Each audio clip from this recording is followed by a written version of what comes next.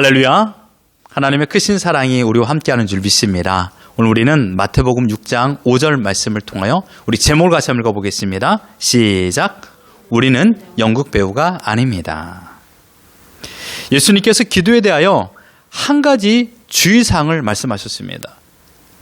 예수님께서는 기도에 대하여 많은 주의사항을 말할 수 있었지만 그 중에 딱 한 가지만 말씀했습니다. 그것이 바로 오늘 본문 5절입니다. 같이 한번 읽어보겠습니다. 시작.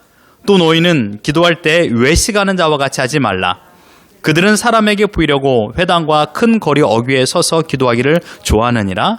내가 진실로 너에게 이르노니 그들은 자기 상을 이미 받았느니라. 중요한 것은 무엇입니까? 외식입니다.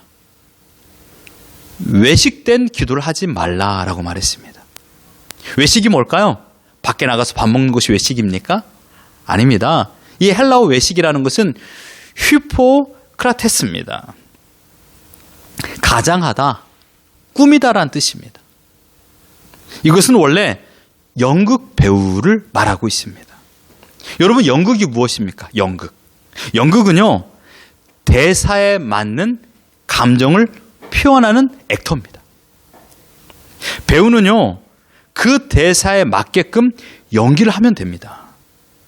그 대사에 대한 책임을 질 필요가 없어요. 그저 대사만 잘 자신의 감정에 실어서 전달하기만 하면 되는 것이죠.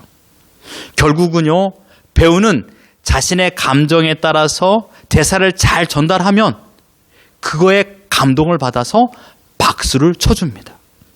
예수님께서 당시 외식하는 자들을 향하여 마태복음 6장 1절에서 이렇게 말했습니다. 같이 한번 읽어봅니다. 시작. 사람에게 보이려고 그들 앞에서 너의 의를 행하지 않도록 주의하라. 사람에게 보이려고요. 외식은 무엇입니까? 사람에게 보이는 행동을 말하는 것이에요. 사람에게 보인다라는 뜻은요, 결국은 무엇일까요?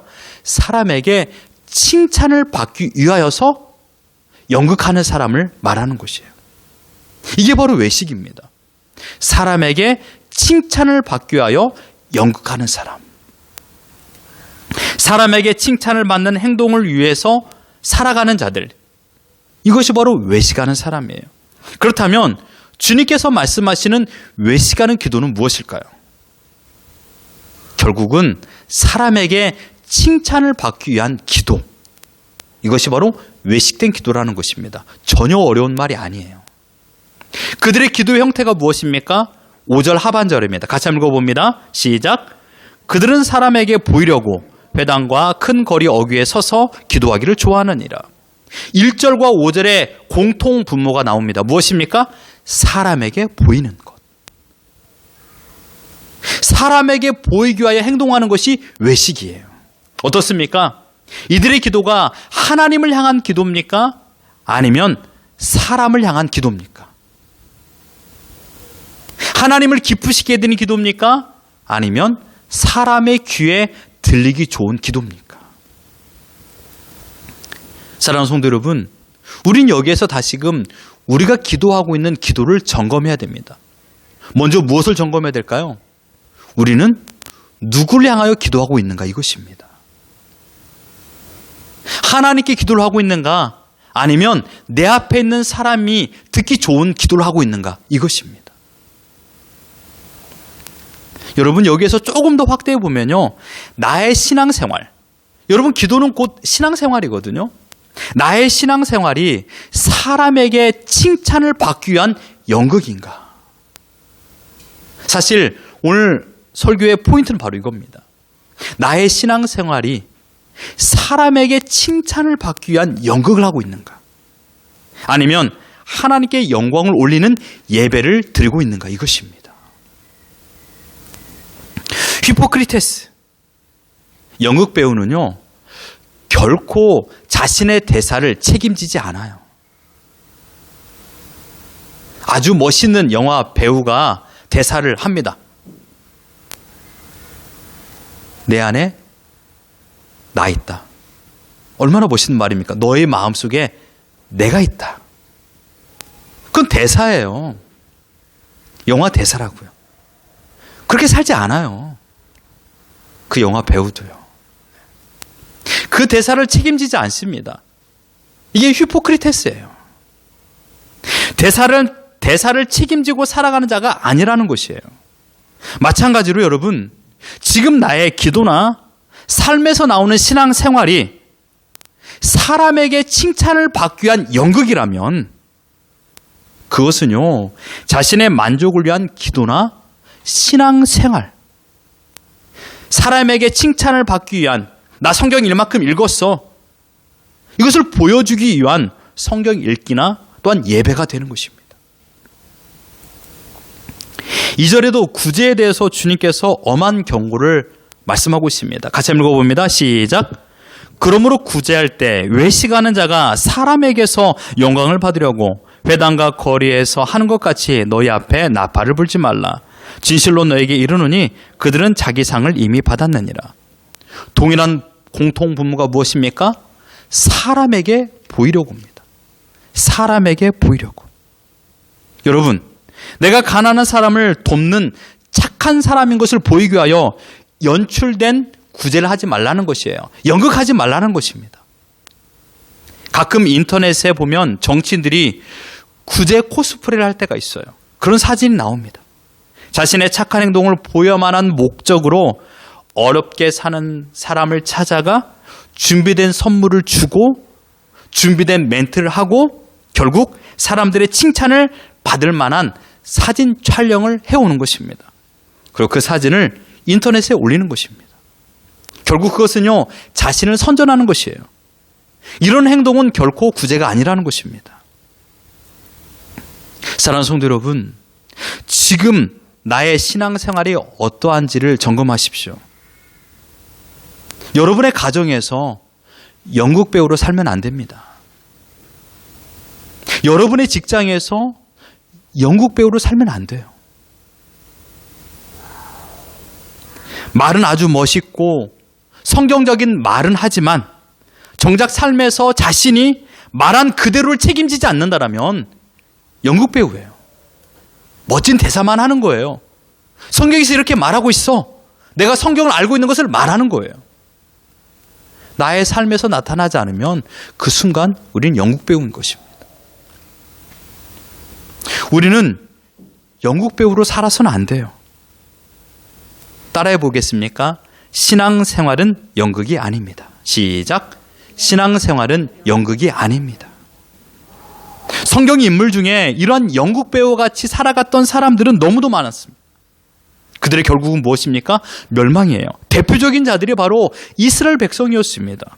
하나님을 믿는 척, 하나님을 사랑하는 척, 하나님께 순종하는 척만 할 뿐이지 그들의 상황에 따라 멋진 대사만 읊을 뿐이지 그들의 삶에서 순종의 모습은 나타나지 않았습니다. 하나님보다 더 화려한 우상들이 있으면 그들의 마음은 빼앗겼어요. 그리고 회개하는 척만 했습니다. 하나님의 강도 높은 심판이 있을 때마다 그들은 눈물을 흘리는 척을 했어요. 왜요? 그 순간에 힘드니까요. 그러나 그 모든 것이 회복이 되면요, 또다시 하나님을 떠나는 대배우로서의 삶을 살았던 자들이 바로 이스라엘 백성들이었습니다. 여러분 기억하십시오. 신앙생활은 연극이 아닙니다. 하나님은 이러한 외식된 신앙생활을 가장 싫어하십니다. 뿐만 아니라 이러한 연극으로 펼쳐진 신앙생활을 보는 가족이나 직장 또는 교회 안에서 성도들이 그 모습을 볼 적에 가장 큰 실망을 경험하게 됩니다. 여러분, 왜 우리 주위에 있는 사람들이 믿음 생활에 큰 시험에 빠진지 아십니까? 이것은 바로 연극을 하는 사람들의 그 진면목이 드러났기 때문입니다. 신앙생활의 가장 큰 위험 요소는 우리 집안에 있기도 합니다. 신앙생활의 가장 큰 위험한 요소는요, 교회 안에 있기도 합니다. 외식을 거두고 진짜 모습이 보일 때 그때 큰 실망을 경험하기 때문입니다. 그래서 어떤 사람들이 이렇게 말합니다. 나는 그 집사, 나는 그 장로, 나는 그 목사 때문에 큰 실망을 했어 라고 말할 때가 있어요. 왜요? 그 사람의 진면목을 보았기 때문이에요. 연극에서의 모습, 교회 안에서는 모두가 다 거룩한 척 할 수 있어요. 그러나 가정에서, 직장에서, 개인적으로 만났을 적에 그들의 말과 행동을 보면 연극을 할 수 없거든요. 그 진면목이 나오는 거예요. 그때 큰 실망을 하게 됩니다. 그리고 교회를 떠나는 경우가 우리 주위에 너무나도 많이 있습니다. 그러므로 여러분 기억하십시오. 나의 행동과 나의 말로 내 곁에 있는 사람의 신앙을 마이너스 시킬 수도 있다는 것입니다. 사도 바울은 그렇기 때문에 우리에게 신앙생활의 기본 자세를 에베소 5장 8절로 9절 이렇게 말했습니다. 같이 한번 읽어봅니다. 시작. 너희가 전에는 어두움이더니 이제는 주 안에서 빛이라. 빛의 자녀들처럼 행하라. 빛의 열매는 모든 착함과 의로움과 진실함에 있느니라. 주님께서 말한 외식과 반대되는 말이 무엇입니까? 진실입니다. 진실. 그러므로 신앙생활은 칭찬을 위한 외식이 아니라 하나님 앞에서의 진실함이어야 됩니다. 진실된 믿음의 태도를 가지고 있어야 됩니다. 여기서 진실함이라는 것을 이해하기 쉽게 말한다면 여러분의 힘듦을 하나님 앞에 있는 그대로 보이라는 것입니다. 여러분의 즐거움을 있는 그대로 보이는 것입니다. 여러분의 행복을 있는 그대로 보이는 것이고 여러분의 절망과 여러분의 아픔을 있는 그대로 보이는 것이에요. 힘들어도 안 힘든 척 하지 마십시오. 여러분, 우리 아이들도 지금 나의 상태를 알고 있습니다. 나의 감정이 어떠한지, 기분이 좋은지, 화가 난지 다 알고 있습니다. 하물며 하나님은 모르시겠습니까? 힘들 때는 힘들다라고 하나님께 말하십시오. 아플 때는 아프다라고 하나님께 말하십시오. 괴로울 때는요, 괴롭다라고 하나님께 고백하십시오. 하나님께 말하는 것이 곧 진실함이에요. 하나님은 우리에게 완벽함을 요구하지 않으십니다. 불완전한 나의 모습을 하나님 알고 계세요. 형통한 인생은요, 완전한 인생은요, 내가 만들어내는 것이 아니라 우리는 만들 수도 없고요. 그것을 유지할 수도 없습니다. 형통한 인생은 불완전한 나에게 하나님께서 함께할 때 비로소 형통한 인생을 살게 되는 것입니다. 이 사실을 경험한 사도 바울은 이렇게 고백합니다. 고린도후서 1장 4절 같이 한번 읽어봅니다. 시작. 우리의 모든 환난 중에서 우리를 위로하사 우리로 하여금 하나님께 받는 위로로서 모든 환난 중에 있는 자들을 능히 위로하게 하시는 이시로다. 아멘. 환난과 궁핍과 어려움, 불완전한 인생이죠. 그러나 하나님께서 함께 하심으로, 위로자 하나님께서 함께 하심으로 말미암아 우리가 형통을 누리게 된다는 것입니다. 이 사실을 경험한 또 다른 인물이 있습니다. 바로 요셉입니다. 하나님께서 함께 하심으로 요셉은 형통하였다라는 말씀을 우리는 잘 알고 있습니다. 여러분, 하나님께 주시는 형통을 누리는 첫 번째 조건은 다름 아닌 진실함입니다. 진실함. 환난 가운데 있다면 환난을 벗어나는 것이 형통이 아니라 환난 속에서도 나와 함께 하시는 하나님이 있다라면 그 사람이 바로 형통한 인생을 사는 것입니다. 그러므로 신자는 언제든지 하나님 앞에 외식된 모습이 아니라 진실한 모습으로 살아가는 것입니다. 하나님께서 원하시는 기도는요, 외식이 아닌 진실함입니다. 특별히 여러분, 하나님을 향하여 기도해야 됩니다. 사람을 보고 사람을 향하여 구하는 것이 아니에요. 행여나 내 기도에 감동을 받기 위하여 우리는 기도할 때가 많이 있어요. 사실 그런 기도할 때가 얼마나 많이 있습니까? 내 기도에 감동을 받아서 저분은 참 기도 잘해. 참 저분은 기도 잘해. 기도 한 구절 한 구절이 참 내 마음에 감동이 와 라고 말하는 분들이 있어요. 박수를 쳐줄 때도 있죠. 물론 그 마음에 성령 하나님께서 감동을 주어서 감동을 받을 때도 있어요. 하지만 기도의 동기나 목적이 사람에게 감동을 주기 위함이라면 그 기도는 시작부터가 외식된 기도가 되는 것입니다. 무엇보다도 상대방에게 칭찬과 갈채를 받았다면 그 기도자는 이미 그 상을 받았습니다. 더 이상 하나님께 받을 상은 없다라는 것입니다. 하나님께 더 이상 응답을 받을 수가 없다란 말이에요. 기도자의 태도로 인하여서 하나님에 대한 응답은 사라지게 됩니다. 그러므로 기도의 태도로 인하여서 외식된 기도로 인해서 하나님의 위대한 역사를 가로막는 결과를 만들어내는 것입니다. 여러분, 그런 외식된 믿음의 태도는요, 그러한 기도는요, 이미 상을 다 받았습니다. 사랑하는 성도 여러분, 지금 나의 기도를 점검하십시오. 사람에게 칭찬을 기대하는 기도를 하고 있습니까? 아니면 지실됨으로 하나님께 구하고 있습니까? 여러분, 기도가 무엇입니까? 내가 원하는 것을 얻어내는 것이 기도일까요? 그렇다면요, 내가 원하는 것을 누가 줍니까? 내 앞에 있는 사람이 줍니까? 내 기도에 내가 의지하는 대상, 내가 믿는 대상이 드러납니다. 사람을 믿기 때문에 상대방이 듣기 좋은 감동스러운 기도를 하는 것입니다. 하나님께서 모든 것을 주는 것을 믿는다라면, 이러한 믿음의 확신을 가지고 있다라면 그 기도의 대상은 오직 하나님이셔야 됩니다. 하나님이 사람의 마음을 감동시키고 변화를 주는 거지, 내가 기도한다고 해서 그 사람이 변화되는 거 아니에요. 하나님께서 사람의 마음을 바꾸십니다. 사람의 걸음을 주관하신 분이 하나님이십니다. 내 기도, 내 내용을 듣고 사람의 마음이나 태도를 바꾸는 것이 아니에요. 우리는 소망할 뿐이죠. 그러므로 여러분의 기도의 대상을 정확히 아셔야 됩니다. 기도는 하나님께 드리는 것입니다. 우리는 결코 영국 배우와 같은 기도를 해서는 안 됩니다. 사람의 귀에 듣기 좋은 말을 하는 것이 아니에요. 우리는 진실한 기도를 해야 됩니다. 진실한 믿음과 고백이 바른 신앙이라는 것입니다. 사랑하는 성도 여러분, 기도는요, 하나님을 높이는 것이에요. 기도는요, 하나님께서 지금 나를 지켜주셨던 모든 인생을 감사로 고백하는 것입니다. 그때 내 기도를 들었던 사람이 깨닫는 것이, 아, 맞아, 하나님께서 지난날 나 인생을 지켜주셨지라는 것을 알게 하는 것입니다.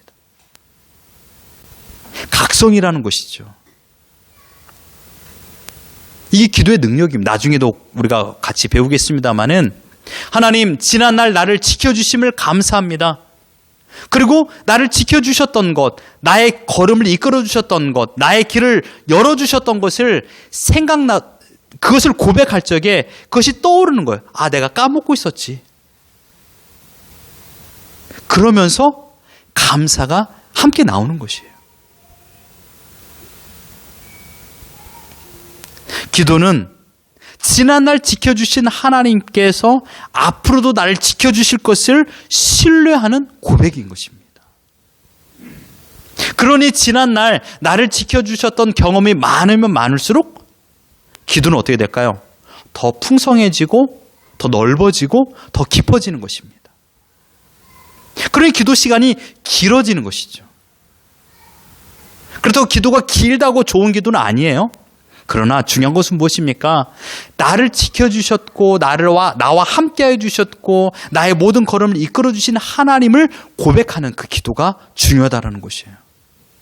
이것을 다른 말로 표현한다면 하나님께서 내 인생을 주관하고 있었다. 내 인생을 책임지고 있다는 것을 내가 기도하는 것입니다. 고백하는 것이에요.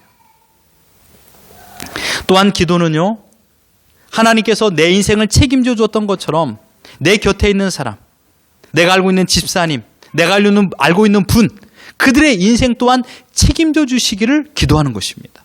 이걸 바로 중보기도 또는 도고기도라고 말하는 것입니다. 오직 하나님께 나의 마음을 고백하는 것이에요. 감사와 회개, 그리고 소망을 고백하는 것입니다. 다윗의 인생을 보십시오. 그는 항상 지난날 자신을 지켜주신 하나님을 향하여서 감사를 고백하는 것을 우리는 보게 됩니다. 하나님의 나와 함께 하심을 믿고 그 하나님께서 나의 모든 인생을 다스림을 믿고 하나님을 의지하는 믿음의 고백을 바로 하는 것, 이게 바로 온전한 기도라는 것입니다. 사랑하는 성도 여러분, 하나님은 영국 배우를 원하지 않습니다. 우리는 영국 배우가 아닙니다. 우리는 신실한 하나님의 자녀입니다. 그러므로 우리가 해야 될 것은 무엇일까요? 진실된 기도를 하는 것입니다. 하나님의 은혜, 살아간 모든 것이 하나님의 은혜였다라는 것을 고백하는 것입니다. 바울은 진실한 믿음의 기도를 이렇게 고백했습니다. 고린도전서 15장 10절 우리 같이 한번 읽어봅니다. 시작. 그러나 내가 나된 것은 하나님의 은혜로 된 것이니 내게 주신 그의 은혜가 헛되지 아니하여 내가 모든 사도보다 더 많이 수고하였으나 내가 한 것이 아니요 오직 나와 함께 하신 하나님의 은혜로다. 아멘. 사람에게 칭찬을 바라는 인생을 바울은 살지 않았습니다. 오직 하나님을 높이고 하나님의 은혜에 감사하며 하나님을 소망하는 진실한 기도를 드렸습니다. 바라옵기는 여기 계신 우리 모든 여러분 한 주간의 삶에 연극 배우로 살지 마십시오. 하나님 앞에 진실한 크리스찬으로 살아가십시오. 그리고 하나님의 뜻이 무엇인가를 매일마다 생각하며 그 뜻을 따라 진실된 모습을 가지고 살아가십시오. 끝내는 진실이 능력이 나타납니다. 그 진실된 모습을 가지고 있으면 변하지 않는 믿음의 순결한 태도를 가지기 때문입니다. 그 모습이 또 다른 사람에게 감동을 주는 것입니다. 이러한 하나님의 놀라운 사랑을 깨닫고 진실된 믿음을 가지고 살아가는 이러한 기도를 드리며 살아가는 우리 모두가 되기를 예수 그리스도 이름으로 축원합니다.